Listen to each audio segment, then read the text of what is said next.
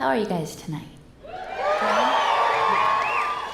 It's a pleasure to be back here. I've been in this room before. I got to watch my husband be inducted to the Sports Hall of Fame, the Arizona Sports Hall of Fame, so that was cool. Didn't think I'd get to play here so soon. Thanks.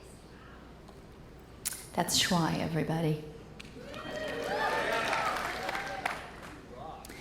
When I've been losing my voice, so I'm probably going to be singing a lot of very sweet falsetto songs tonight. I apologize for not being able to do more of my trademark growling and Janis Joplin screaming that I'm so famous for. But I'll do what I can. I moved to San Diego when I was about 18. I had a job answering phones at a computer warehouse. It kind of did, but it was all I was educated to do, really. So what are you gonna do? I was glad for the job. My boss took me aside one day to have a talk with me, and I realized, yeah, I'm talking.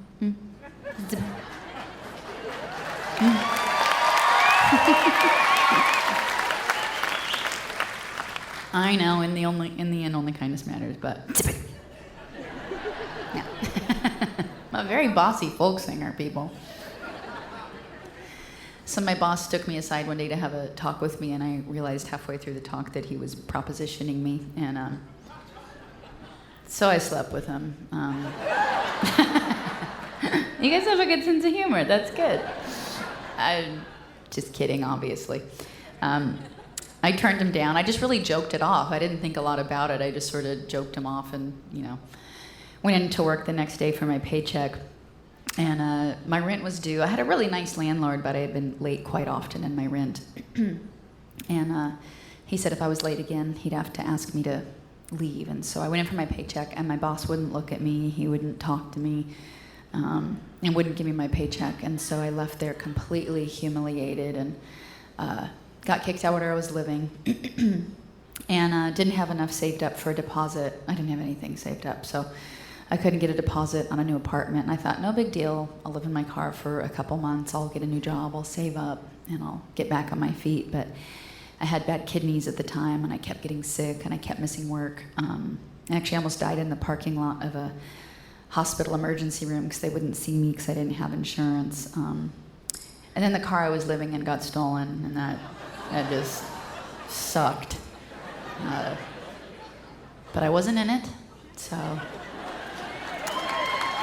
Silver linings, people. It was during this time that I had a brief career with shoplifting. I don't say it to be glib, it's just true. It started with carrots, which apparently are the gateway vegetable. Because pretty soon it led to the hard stuff, Organic apples. Pistachios, high price items. I was a very healthy homeless kid, if nothing else. It was always food, which I rationalized wrongly, but I rationalized it, I guess, because it was food until one day it looked like it might escalate. Because there was a beautiful sundress hanging in the window of a storefront, and I coveted it. And I went in there and I tried it on, and I thought about trying to figure out how to steal it, and I saw the price tag in my hand. It was $39.99, and I don't know what it was about the moment. It was like a lightning bolt struck me, and I suddenly thought, when did I stop having faith in myself? When did I stop thinking that I could earn $40 for myself and buy myself something?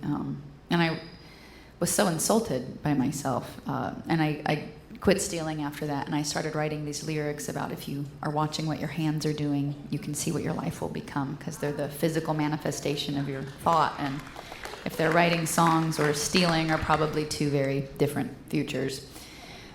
So my life did turn around, and years later, my husband and I were camping out in the mountains of Northern California, and we were up there about a week. We came out on September 14th, 2001, and we saw the flag at this ranch at half-mast, and we thought maybe a local cowboy had been hurt or something.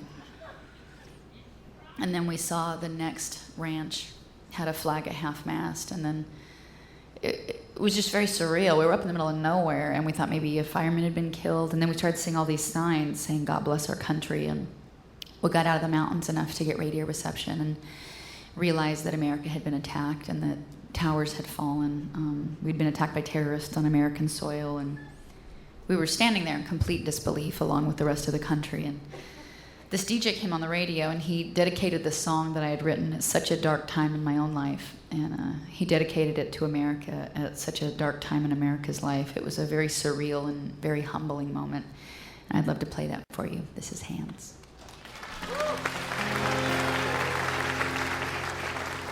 If I could tell the world just one thing, it would be we're all okay. Not to worry, because worry is wasteful and useless in times like these.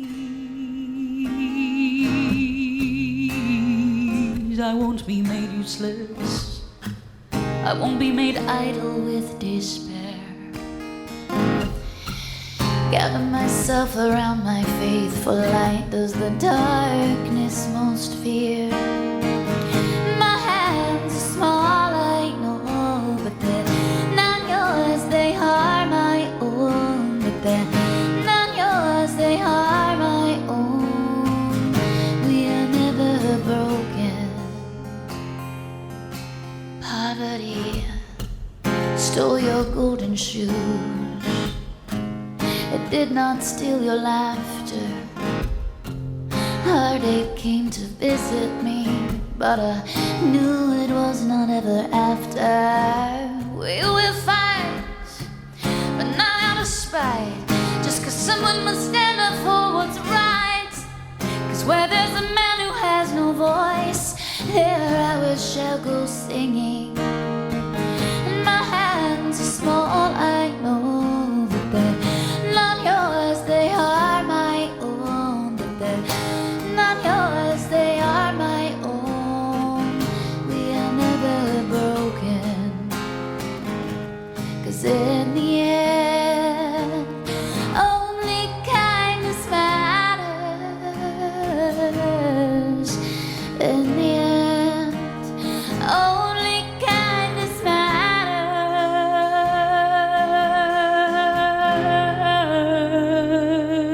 I will get down on my knees and I will pray. I will get down on my knees and I will pray.